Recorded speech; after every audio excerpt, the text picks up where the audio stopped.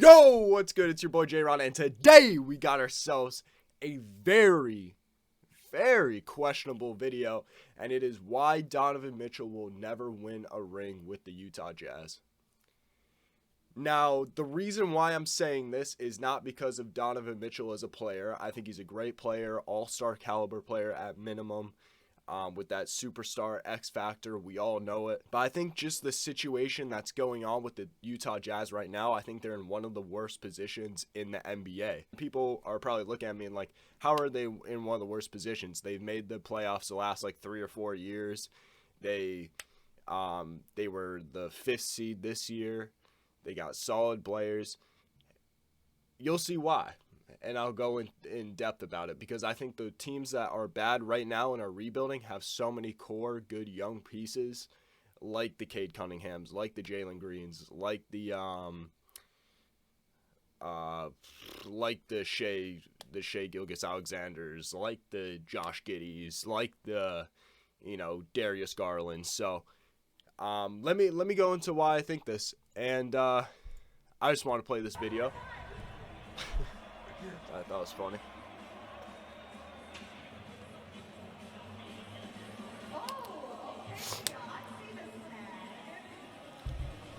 A lot of swears here, man. There's still more t-shirts to be given out, so if you want one... Yeah, we're not playing all that, but pretty much they're in some turmoil right now. It's not looking good. They're down 1-2 to the Dallas Mavericks, who don't even have Luka Doncic playing. And regardless or not if they win this series, the Utah Jazz have to blow it up. I don't care if the Jazz come out here and beat the Mavs in 7, because at the end of the day, at this point, it's pretty confident to say that the Utah Jazz are not going to win the NBA championship this year or even make it to the conference finals. I'd be surprised at this point if they even make it past the first round. But yeah, so this is why I believe this for Donovan Mitchell. Now, they're in a weird situation where they have some pretty bad contracts. I I guess they're not terrible, but you got some expensive contracts. You have Rudy Gobert on that five-year, $35 million.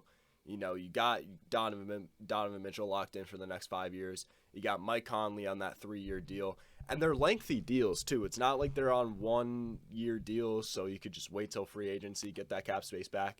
And the biggest problem with this team is it's an aging team. I mean, their top 5 players, other than Donovan Mitchell, are all approaching the 30s. I mean, Bogdanovich is already, 33, 34.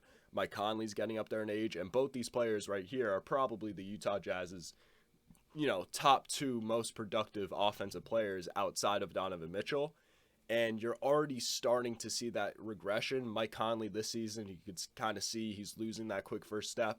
And on the defensive end, he's just not the same defensive player as he used to be for the Grizzlies. Bojan Bogdanovic, I mean, he was a guy when he was on the Indiana Pacers. He was the primary guy to defend LeBron James. And now it's just that defense isn't the same as it was. Even Jordan Clarkson, people think Jordan Clarkson's still young because he was on that team with Brandon Ingram and stuff like that. But Jordan Clarkson, I think he's approaching like 28, 29. Royce O'Neal is your primary defender, and he's, 28, 29. So you got a pretty aging team with some rough contracts. And probably the biggest point here that I haven't even brought up yet is that there's just Donovan Mitchell and Rudy Gobert as a duo. It's just not going to work anymore. You could have made it work in the past, but I think there's, whether it's on a personal level or on the floor, you could just tell that there's some factor that these two just, they're not messing with each other. Whether it was back all the way with the COVID situation or some other stuff on the court, it's just not working out how it should be. And honestly, I feel like Rudy Gobert is still a very solid player. I feel like too many people give him hate, and there's a lot of opportunities where I feel like he could be a guy that averages, a lot more points than he does now. I mean, you look, once again, sorry if I sound stuffed up, bro. I've been sick these past couple of days. Or it's weird. I haven't even been feeling that sick. It's just like I'm so stuffed up, and I can't even, blow that shit out of my nose. I don't know. It's weird. All right. So Rudy Gobert's stats. So, he's averaging almost 16 points, 71% from the field. And I know Rudy Gobert is an offensive-minded center. We all know this. He's built for the defensive capabilities of being a shot blocker and a paint protector. But there's so many times when you watch the Jazz, especially in the playoffs, where Rudy Gobert has these opportunities, whether he's wide open in the paint, he has mismatches on smaller guys, and he's just not getting the ball fed by guys like Donovan Mitchell. And I don't know if that's because Donovan Mitchell doesn't have trust in him on offense, or if that's just because they don't want to run their offense through Rudy Gobert. But sometimes I look and I'm like, if Rudy Gobert is on Spencer Dinwiddie, give him the fucking ball. I know there was this one clip on Instagram where it was like Rudy Gobert tries to do like a post move on, I think it was like Spencer Dinwiddie, and then he loses the ball as a turnover. That is one time, though. Like, I promise you, if you give him opportunities, he's going to get more points in the paint. And you could just tell that Donovan Mitchell doesn't want to feed him. And oftentimes with this Utah Jazz team late in the games, it's just like, we got to feed Donovan Mitchell. He's our guy. We have to feed him. We have to feed him. And they just need that second option guy. That's kind of, I'm talking about all the stuff about this season. I'm talking about the future as well. Like, remember, this is why Donovan Mitchell will never win a ring with the Utah Jazz. And I will get into that right now. First of all, they got contracts in which it's not that they're tough to trade. Like, there's teams that would take Rudy Gobert. There's teams that would take Mike Conley, Bojan Bogdanovic, Jordan Clarkson if they wanted to get rid of him. Although Jordan Clarkson is on actually a really good contract, even though he's had a pretty bad year compared to his season before. $12 million a year for Jordan Clarkson is a steal, I'd say. But yeah, the thing is, when you trade these guys, you're not going to get star players. Like, Rudy Gobert is a solid player, but it's not like you're going to get a number 2 option guy back. Like, you're not going to get a Jaylen Brown. You're not going to get what are some other, like, 2 options out there? You're probably not even going to get a Jaren Jackson. Now, I'm not even sure if I consider Jaren Jackson number 2 on the championship team right now. You know what I'm trying to say? So, if I were trying to fix the Utah Jazz right now, I mean, obviously you got to trade Rudy Gobert. It's either between him or Donovan Mitchell, and obviously you're going to keep Donovan Mitchell. I think everyone could pretty much agree on that. One team that I think would take Rudy Gobert are the New York Knicks. They love having their shot blockers and paint protectors. I think he'd be a stud with this Knicks defense. So if I'm the Utah Jazz and I'm really like, okay, because the thing is, you're not going to get star players back, so you kind of have to go into like a mini rebuild. It's not a full-on rebuild because you're still keeping Donovan Mitchell, and Donovan Mitchell has to be willing to be bad for the next 2 years, like whether it's fighting for a play-in tournament spot or not being very good. Because like I said, you're not going to get a star guy for Rudy Gobert. So you got to look to get young players, which is another problem that I kind of have, because if you do go that direction of rebuilding, it's like, okay, you got to make the rebuild fast. And fast rebuilds in the history of NBA, at least in the short term, have not turned out very, very good. Like, it takes a while. Because you look like, okay, so let's say you get some good draft picks. Let's say you get some young players like Cam Reddish. You know, some of these guys, especially in the draft, now you got to wait next year to get your draft pick. And then when you get that draft pick, you got to give the player at least a year or 2 to develop into a really good player, being if you hit on a really good guy in the draft. And then by that time you get the player, develop them, Donovan Mitchell is going to be in his prime. So you got to make sure that, okay, you got the young pieces, Donovan Mitchell in his prime. Then you got to make sure that you got, you know, solid role players around. Then you got to get that playoff experience, which they're probably not going to be successful in their first year or 2 in the playoffs. Kind of like an example with like a Memphis Grizzlies team. I don't think the Grizzlies are going to win the championship this year. And what I'm worried about is if the Jazz do go in that rebuild route, that Donovan Mitchell, by that time that they're really good and successful, is going to be in his 30s. And that's when he's going to be losing that quick first step and not really being the same player as he used to be. So yeah, like I said, I mean, the biggest problem here with the Utah Jazz is just they got a lot of aging players on some rough contracts. But I think the mini rebuild is the best route. So I'd throw in, you know, I'm looking at the Knicks, Cam Reddish. He goes into your team and already offers something that you need, and that's perimeter defense. Regardless or not, if Cam Reddish, you know, turns out to be a great player, an all-star player or not, like, you're still at least going to get production from the defensive end if he doesn't even develop his game offensively, which I still think Cam Reddish can develop his offensive game. So Cam Reddish. And then you got to throw in some ugly contracts. I maybe like a Derrick Rose I could see just for the money. So Derrick Rose, Nerlens Noel could sort of be your starting 5 to replace Rudy Gobert, sort of like a poor man's Rudy Gobert. And then you probably need like one more big contract. I mean, I would think you could do the Knicks would probably do a sign and trade with Mitchell Robinson. So maybe they sign Mitchell Robinson onto like a 1 or 2 year deal for like 10 or 15 mil, and then you throw that into the trade. So let's just say, it doesn't let me do it, but let's just say that happens. Mitchell Robinson gets like 10 mil. So we'll put in Kemba Walker, but we'll act as if that's like Mitchell Robinson or something.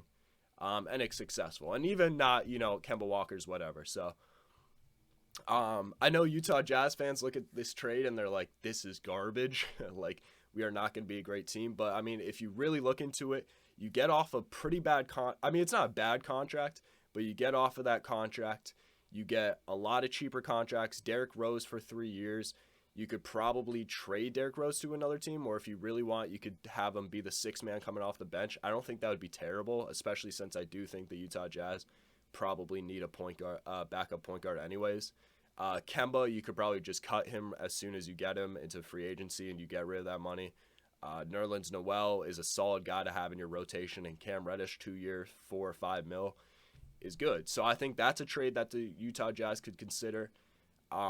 Maybe you could get a pick thrown in there to make it a little bit more fair. Maybe the Knicks have to give up like a couple second round picks or a first. So there's a Rudy Gobert trade I have in mind. And then, Mike Conley is a guy I'd consider to trade just because although his contract isn't the worst, I feel like he is sort of, why won't it let me click on him? Oh, I have to add another team.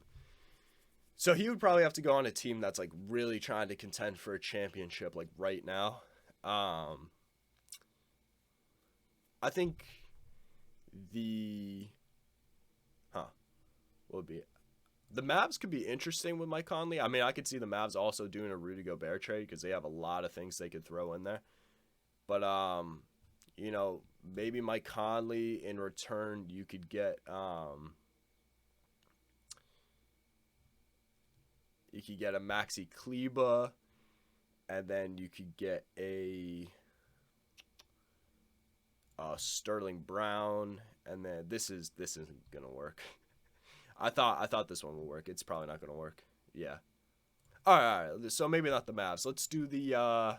So yeah, you look at the Clippers. Maybe you do a Mike Conley to the Clippers. Clippers could use a good starting point guard, and then in return you just look to get those contracts that'll match up but have less length to them. So Ivica Zubac is a decent guy you could have in there. Maybe like a this ain't gonna work either. See what I mean? This is why I'm saying this about the Utah Jazz, because it's just hard to come up with these types of trades. Okay, yeah, I just tried so many more trades, and it is a lot harder than I thought, because you also want to make it realistic as well. But this is exactly what I mean. I just think that they're gonna have a hard time being able to trade these guys like Mike Conley, Bogdanovich, and getting something that is going to give you value in return, because most of the guys that want Mike Conley or Bogdanovich in a trade are going to be teams that are pushing for a championship because they're older in age, right? And those teams aren't going to have good draft picks, really. So it's like, even if you get players to match up the salaries, then you're just going to get draft picks that are late first round and early second, and maybe hope that you could land a star player out of one of those late first round or second round picks. But I just don't think that's really the most realistic option. So you can see what I mean. I think it's a really tough situation that the Utah Jazz have going on here. I'm not saying it's impossible for Donovan Mitchell to win a ring with the Utah Jazz. I just think of all the situations in the NBA, the Utah Jazz are probably in the worst, especially for the long haul with Donovan Mitchell. Just due to, like I said before, I'm going to repeat myself a lot, but I want to make sure I get these out, due to the big contracts, due to the aging of these players, and getting things in return that's going to be useful. And like I said, you can do that mini rebuild, but you got to make sure that the rebuild is fast enough to where, Donovan Mitchell isn't going to be 32, 33, and now you're ready to compete. And by then, Donovan Mitchell isn't the same player as he was in his prime. I mean, let me look at the NBA standings. I'm trying to think of other teams that could be in a rough situation. I mean, maybe you could argue the Knicks, but the Knicks still have R.J. Barrett, quickly. They're going to have a decent draft pick. Okay, no, the Knicks are chilling. Like, I genuinely think that they're probably in the worst position. You could argue the Wizards, if they sign Bradley to that 5-year extension, you could argue that. Because even these teams, like the Pistons, Magic, they all have young guys who are going to develop into great players. The Rockets, Thunder. Trailblazers are in a rough position if they decide to keep Dame Dollar for the long haul. But, yeah, man, I don't know. I just think the Utah Jazz, regardless of this offseason, have to make a decision. And I think that decision is trading a lot of their players. I'm talking Rudy Gobert.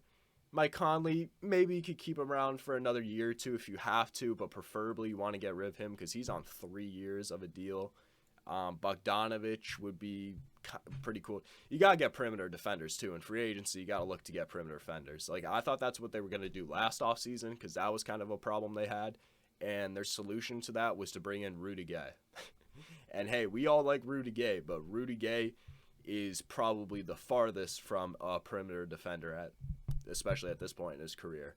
And then you go and you make a trade for Nickeil Alexander-Walker, who I like, but it's like, yeah, I don't really know about that. So, yeah, that was this video. Let me know what you guys think. Let me know if I'm tripping. And once again, this is not really, hate towards Donovan Mitchell or anything like that, because Donovan Mitchell, like I said, can develop, or it is already a great player is what I'm trying to say. But it's just a rough situation that he's in, and I wouldn't be surprised if he requested for a trade in the next year or two. But if you guys enjoyed this video, leave a like, subscribe to my channel, and please turn on those post notifications. So, oh my God, the blurry. We're going to redo that because the camera was blurry. If you guys enjoyed this video, leave a like. Also, subscribe to the channel. We are at 170. I'm trying to hit up to 200. I think that would be pretty cool to hit in the near future. And also turn on those post notifications so you don't miss any future videos, as I will have updates for the NBA playoffs. And yeah, I got to start making more videos on the NBA playoffs. It's just I don't want to make the same videos that everyone makes, you know what I'm saying? Because everyone does like recaps of every game of the NBA playoffs, or like at least the big, sports NBA creators like Kenny and all those people. So I really want to kind of go like a different route, which is kind of what I'm trying to do. But yeah, promise I'll have some NBA playoff videos for y'all, and some other types of videos. And peace.